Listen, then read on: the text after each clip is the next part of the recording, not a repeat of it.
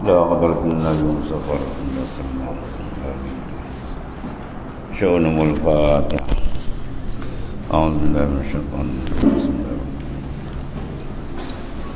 إياك نعبد وإياك نستعين اهدنا الصراط المستقيم صراط الذين أنعمت عليهم غير المغضوب عليهم. صابر.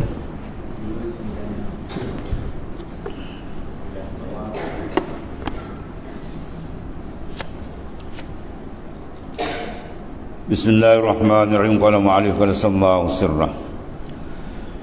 Maka baginya lah keutamaan, kebaikan, kenikmatan dan kemurahan, kerana dia berkuasa menimpakan bermacam-macam azab kepada hamba-Nya dan mencubainya dengan pelbagai kesengsaraan dan malapetaka. Jika dibuatnya demikian, maka adalah itu keadilan daripadanya, bukan kekejian dan kezaliman, dan memberi pahala pada hamba yang mukmin dan atas ketaatan. Ada kerana kemurahan dan janjinya, bukan kerana menjadi hak bagi orang mukmin yang taat itu. Maknanya bukan satu hak yang semestinya kita kena tuntut. Bila kita buat taat dapat pahala, tak. Itu semata-mata kemurahan Tuhan. Sebab tidak ada satu benda yang diwajibkan atas Tuhan. Bahkan pada Tuhan harus saja. Dia nak beri nikmat, dia tak nak beri itu hak dia. Ya, itu.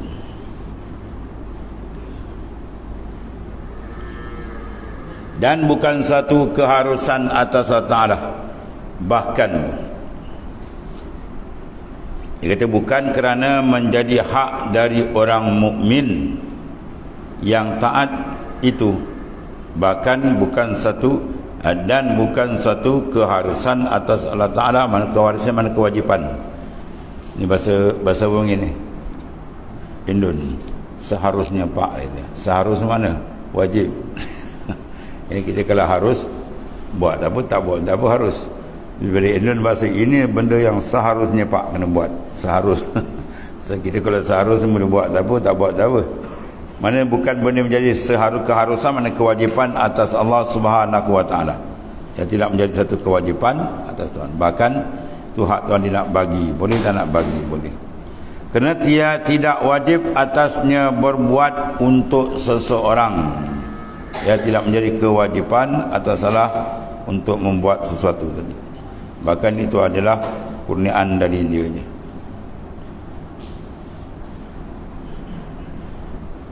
Sebab apa kalau wajib atas Tuhan bermakna apa?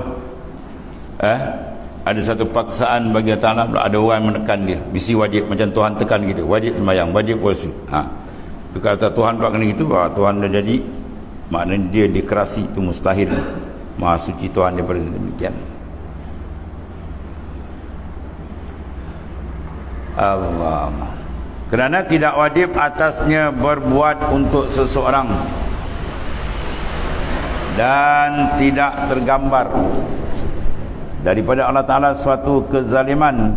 Kezaliman tu kekurangan. Kalau zalim maknanya kurang. Kurang tu mustahil bagi Allah Ta'ala. Tidak harus ada hak seorang atas Allah. Tidak ada harus hak seorang, maknanya dia nak tuntut ke Tuhan sebab Tuhan laku zalim atau tak ada. Ya, sebab Tuhan Maha Suci daripada kezaliman, sebab semua ni dia punya. Dia nak buat apa pun hak dia. Jadi tidak harus ada hak seorang atas Allah Ta'ala. Mana dia nak tuntut hak dia Tuhan? Tak ada. Dan hak Allah Ta'ala atas makhluk wajib pada mentaatinya. Bahkan kita wajib mentaati dia dengan diwajibkannya. Tuhan wajibkan disampaikan oleh lisan para nabi-nabinya, tidak dengan semata-mata akal. Bahkan bukan sekadar hukum akal, akan kewajipan syarak telah disampaikan oleh para nabi, baik utusan Allah Ta'ala dan Rasul. Tetapi ia mengutuskan rasul-rasul dan melahirkan kebenaran mereka itu dengan mukjizat-mukjizat yang nyata. Waktu mukjizat ni manzilatis sadaqah abdi fima yuballighu anni. Di mana mukjizat ni manzilah, dia duduk pada tempat seolah-olah Tuhan kata apa? Sadaqa abdi fima yuballighu anni, telah benarlah hamba-Ku pada barang yang disampaikan dari aku. Ya, mana dalil dia? Itu mukjizat. Satu-satu mukjizat yang ditayangkan ialah menunjukkan ya seolah-olah menepati firman tadi. Bukan firman Tuhan, menepati bagi. Telah benarlah hamba-Ku pada barang yang dia serukan. Sebab ni tanda ni, mukjizat. Dan hak ta'ala atas makhluk wajib pada mentaati. Mana makhluk kena wajib mentaati perintahnya dengan diwajibkannya disampaikan oleh lisan para nabi. Mana rasul tidak dengan semata-mata akalnya, ya, tetapi ia mengutuskan rasul-rasul dan melahirkan kebenaran mereka dengan mukjizat yang nyata. Lalu mereka itu menyampaikan perintahnya dan larangannya, wa'adnya, wa'ad apa wa'ad? Janji pahala. Wa'id arti janji buruk. Wa'ad iaitu janji pahala kepada yang berbuat kebaikan. Dan wa'idnya mana janji seksa kepada yang berbuat kejahatan.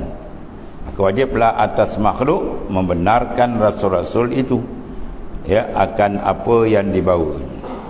Itu kena tasdiquma ja'an Nabi SAW, membenarkan apa saja yang datang dari Nabi dan Rasul, sebab itu adalah wahyu arahan Allah. Artinya kalimah kedua iaitu mengaku kerasulan Muhammadur Rasulullah. La ilaha illallah ada berapa huruf? 12. Muhammadur Rasulullah ada huruf 12. Mana 24 jam kan. Sekali kita kata dengan ikhlas betul zahir batin, 24 jamnya terhapus kesilapan kita. Dosa itu diampunkan oleh Allah. Ya. Sekali kata kalimah syahadat la ilaha illallah Muhammadur Rasulullah di 24 huruf. Ya, balikkan kira. 12 ni. Sebab besar tu kalimah menunjukkan pengakuan ketuhanan Tuhan yang besar. Dan kalimah menunjukkan kerasulan, pengakuan kerasulan Rasul. Dua cukup itu. Orang tidak kenal Allah dan kenal Rasul, ikut Allah, ikut Rasul, selamat. Bahawasanya Allah Ta'ala mengutuskan seorang, ya, Nabi yang ummi, tidak menulis dan membaca. Itu setengah pendapat. Tapi setengah pendapat ulama mengatakan takkan Rasul tak tu baca. Masuk umi tu apa? Masuk umi tu mana aslun, asal. Umi ibu, dia asal bagi anak. Jadi Nabi itu dia panggil asal sebab dijadikan semua daripada Nur Muhammad sallallahu alaihi wasallam. Itu masuk umi. Mana dia asal bagi satu. Itu pentafsiran setengah ulama, ya. Dan suku Quraisy itu bernama Muhammad Rasulullah sallallahu alaihi wasallam, membawa risalah kepada seluruh Arab dan Ajam, kepada seluruh bangsa Arab. Ajam apa makna? Selain daripada Arab. Kita ni panggil Ajam. Laju ke jin ni dia agama yang bukan Arab dipanggil Ajam. Seluruh Arab dan Ajam, jin dan insan semua. Maka dengan syariat yang dibawanya menjadi mansuhlah segala syariat yang terdahulu, kecuali hak-hak yang ditetapkan berlaku oleh syariat yang baru ini. Dan dilebihkannya pula Nabi besar kita Muhammad sallallahu alaihi wasallam atas nabi-nabi yang lain. Afdalul makhlukat, bahkan dia di sayyidul mursalin, penghulu lah bagi segala rasul tu. Dan dijadikan dia menjadi penghulu segala manusia dan tidak diakui. Kesempurnaan iman dengan syahadat tauhid saja, iaitu mengucap la ilaha illallah sebelum disambung dengan syahadatul rasul Muhammadur Rasulullah. Jadi masuk Islam dia mengucap, dia tolak tak mengaku Nabi sebagai rasul, tak sah iman dia. Dia kena mengucap la ilaha illallah Muhammadur Rasulullah. Itulah ketinggian martabat baginda Rasulullah SAW.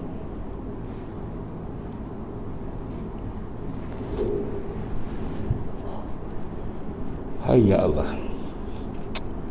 Kemudian dia harusnya seluruh makhluk membenarkan Nabi besar kita Muhammad SAW itu dengan itu dalam segala perkhabaran.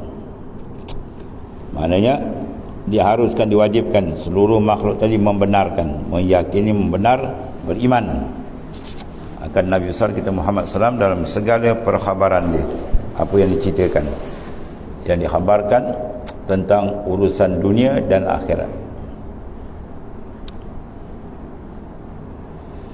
Dan tidak diterimanya pula, Allah Ta'ala tak terima iman seorang hambanya sebelum beriman dengan apa yang dikhabarkan oleh Nabi Muhammad SAW tentang hal-hal suatu yang mati. Yang hal yang disahihkan banyak cerita alam barzakh, kehidupan lepas lagi macam-macam. Kalau tak beriman, rosak dia. Sebelum beriman dengan apa yang dikhabarkan oleh baginda sallallahu alaihi wasallam, iaitu tentang hal-hal sesudah mati, ya, apa kehidupan sana besok yang amat besar. Itu yang pertamanya pertanyaan malaikat Munkar dan Nakir. Allah.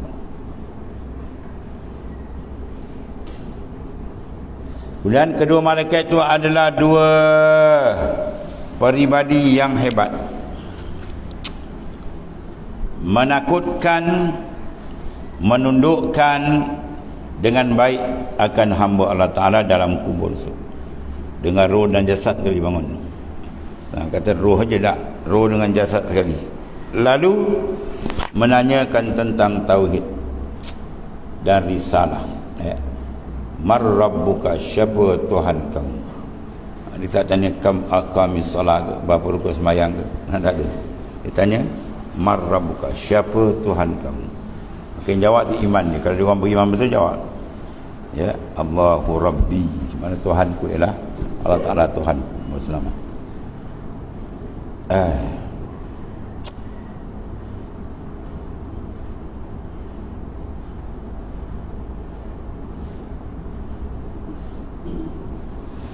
Lalu menanyakan tentang tauhid dan risalah dengan mengatakan siapa Tuhan kamu? Kalau tak kenal Tuhan, jawablah adri. Bam, dia talun 17 setengah masuk bawah. Dan pemukul dia tadi malaikat tidak boleh diangkat oleh siapa pun. Walaupun berkumpul jin dan manusia pada zaman Nabi Adam sampai kiamat, nak angkat pemukul tak diangkat. Dikhaskan oleh malaikat seorang tu je, jembat entah macam tak tambah 70 hasta dia masuk, tak mati dan bayangkan. Tarik balik, keluar balik, suara tak dapat, titik lagi. Apa itulah hebatnya penyiksaan, terutama bagi mereka yang akidahnya rosak atau tidak berakidah dengan akidah yang sebenar. Dan tidak diterimanya iman seorang hamba sebelum beriman dengan apa yang dikhabarkan oleh Nabi besar kita Muhammad sallallahu alaihi wasallam tentang hal-hal sesudah kematian, al-haya ba'dal mamat, kehidupan setelah mati. Semua dia kena beriman, ya, tentang hal-hal sesudah mati yang lebih besar sana. Itulah yang pertama-tama pertanyaan, ya, pertanyaan malaikat Munkar dan Nakir kepada kedua malaikat ini adalah dua peribadinya yang hebat, menakutkan, kemudian mendudukkan dengan baik akan hamba Allah Ta'ala dalam kuburnya dengan ruh ditanya, ya, Allah, mendudukkan, ya, baik akan segala hamba dalam kubur dengan roh dan jasad sekali. Lalu menanyakan kepada tentang tauhid dari risalah. Apa tauhid? Mar rabbuka, siapa Tuhan kamu? Belum beriman jawab senang, Allahu Rabbi. Ya. Dari risalah tentang kerasulan, ya, mana siapa nabimu? Kalau dia tak tahu, adri. Kalau kau nampak orang Islam, tuan buka akan dapat lihat wajah baginda SAW itu, dan dia mengaku Allahumma ja'alna minhum. Dan kita masuk golongan yang dapat menjawab dengan baik. Habis.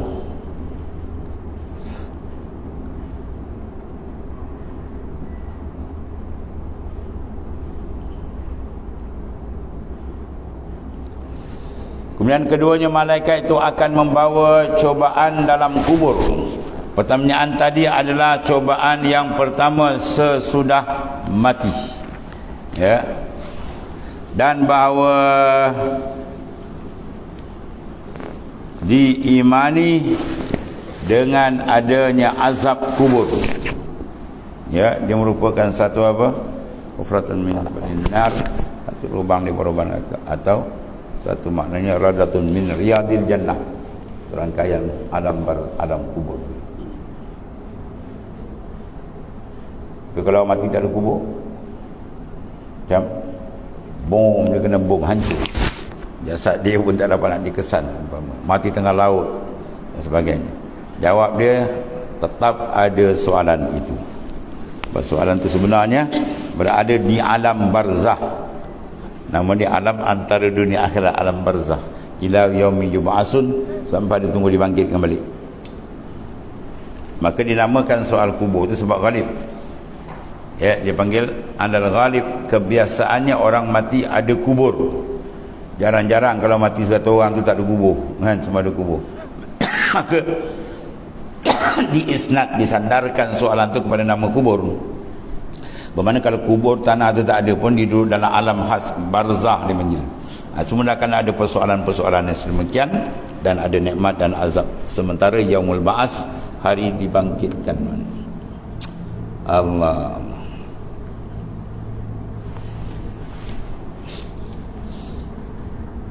Dan bahawa diimani tu habis. Dan diletakkan lembaran amal yang baik dalam bentuk yang bagus pada daun neraca dari nur neraca. Lalu beratlah neraca dengan amalan itu, amalan yang saleh yang diterima. Menurut darajatnya di sisi Allah Subhanahu wa taala dengan kurnianya. Dan dilemparkannya lembaran amal yang keji dalam bentuk yang buruk dalam daun neraca kegelapan, maka ringanlah daun neraca itu dengan keadilan Allah Ta'ala. Allah. Jadi kalau amal baik beratlah, tidak ada ringan jongkit. Jawab dia apa? Berat yang baik diselamatkan, berat yang buruk diteruk. Dan bahawa diimani bahawa adanya titian sirat. Al-mustaqim tu potong di sirat je tu. Mustaqim tu jalan lurus. Itu dalam Fatihah kita minta ihdinas siratal mustaqim, jalan lurus. Di sini sirat tadi yang dibentang ke dalam hadis itu, ke dibentang atas mulut neraka. Dan bahawa diimani yakin bahawasanya ada as-sirat. Yang benar hanyalah titian yang memanjang melalui neraka Jahannam, lebih tajam dari pedang, lebih halus dari rambut. Macam ni nak jalankan. Tapi ada yang melintang macam kilat pada sup, api neraka tak nampak. Allahumma ja'alna minhum. Ada yang melipih, ada yang mengangkat macam-macam besin. Ikut amal dia. Walhasil, siapa nak selamat sana, di sini dia kena apa? Siapkan betul ketaatan di dengan Allah Ta'ala. Zahir wal batin, insyaAllah selamat. Kalau tak siap, takut sana sangkut. Tu je lah.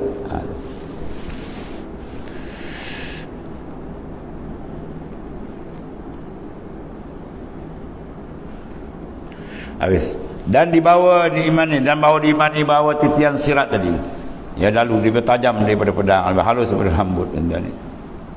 Maka terpeleset kaki orang-orang kafir, tergelincir, dan di atasnya dengan hukum Allah Ta'ala, akhir jatuh berdesuk-desuk di ke bawah. Ada pun orang beriman kalau terjatuh di atas sirat, kalau dia bertobat, dia bangun balik. Ada di kalangan mereka yang jatuh bangun, tapi lepas atau suspend tadi sikit-sikit. Yang ni kaki tak kalip berada. Kita melintas ke atas sirat, dah ada tajam, jauh, nipis jauh lagi. Kalalip, malaikat ada khas mengikat. Kalalip, mana yang pengait, dia kait kaki. Dia kait besar-besar jatuh ke bawah. Siapa yang jatuh ke bawah tu? Orang yang merelakan diri dia di dunia dikait oleh maksiat dan mungkar. Maksiat kait ikut. Orang tu semua akan lesap ke bawah. Kalau dia taubat, maka dia bangun balik. Kalau dia tak itu, dia terus. Allah, sangat dahsyat dengan api, dengan kalalip doa. Allah. Suasana yang mengerikan. Itu Nabi doa, Rabbi salim, salim, ya Allah selamatkanlah, selamatkanlah. Itu ucapan orang di atas sirat ni. Neraka bawah tu ucapan dia, Rabbi salim, salim. Ya, kita zikir bila baca Rabbi salim, salim tu bayangkan keadaan kita di sana besok macam mana rupa tu. Dengan api yang sangat dahsyat, pembakaran yang sangat gerun, ya. Ucapan dia, Rabbi ya Tuhanku salim, selamatkanlah, salim, selamatkanlah. Ya, dalam terkait dia kita buat amalan dekat Rabbi salim, salim. Habis.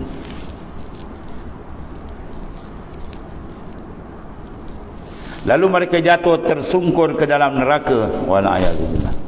Dan tetaplah di atas kakinya orang-orang mukmin. Orang mukmin tetap dia tak jatuh. Dengan kurnia Allah Ta'ala, lalu mereka dibawa ke negeri ketetapan mana syurga. Allahumma ja'alna minhum. Habis. Allah.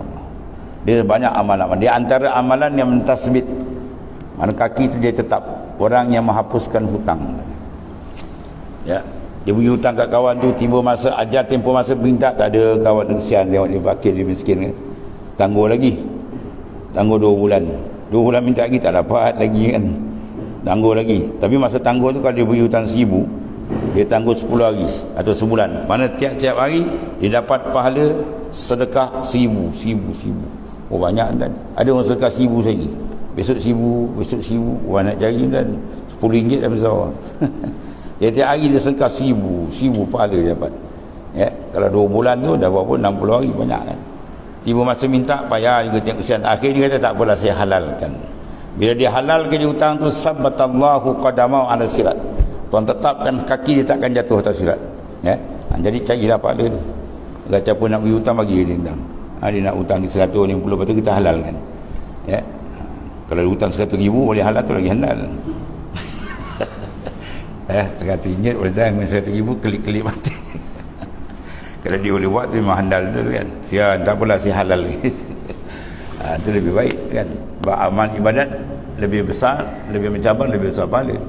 Itu kata Sayyidina Aisyah, afdalul a'mal asqaluha. Amal lebih afdal bila lebih berat dan lebih mencabar. Kalau kita ambil yang mana termampu pun tak apalah kan. RM50 kan. Di 4 amal kita halal. Jadi benda tu ada kita dapat. Sebab tu Imam Nawawi kata, apa saja amalan yang kamu dah jumpa, perempuan kamu buat sekali. So akhirat orang balas kamu tak ketinggalan. Kalau tak buat amal ni, oh Allah terlupa, ini Allah tak ingat, yang ni oh terlalai, macam-macam semua tak dapat. Oh rugilah kita.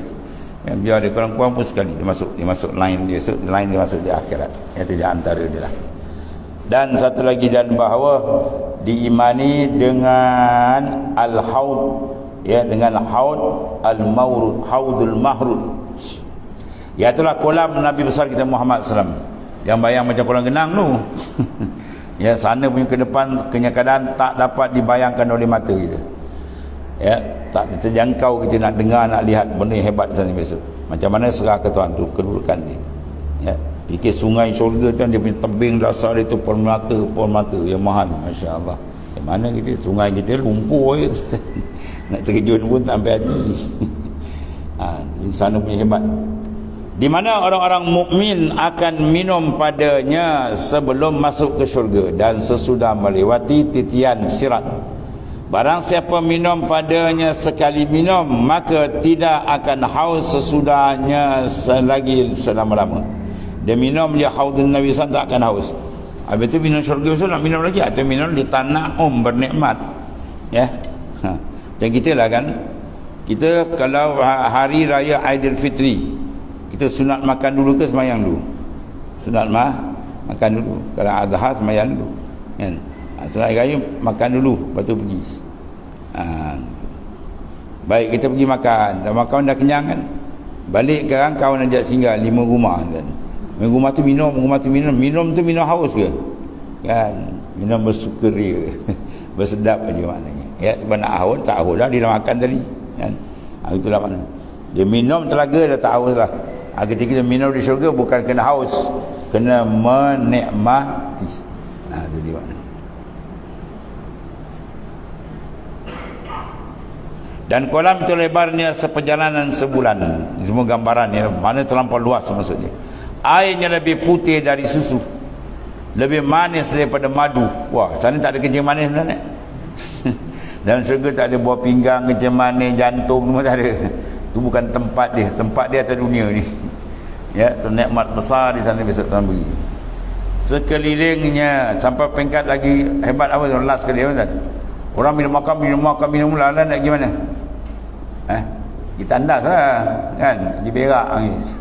Sana tak ada. Makan minum tak jadi benda tu. Bahkan diproses makan minum jadi peluh. Dan peluh telah harum lebih pada kasturi, masya-Allah. Mana nak cari? Ya, sana tak ada. Nak buat toilet tak ada kat sana. Sebab makanan minum dia akan jadi proses jadi peluh. Peluh tu pula wangi, masya-Allah.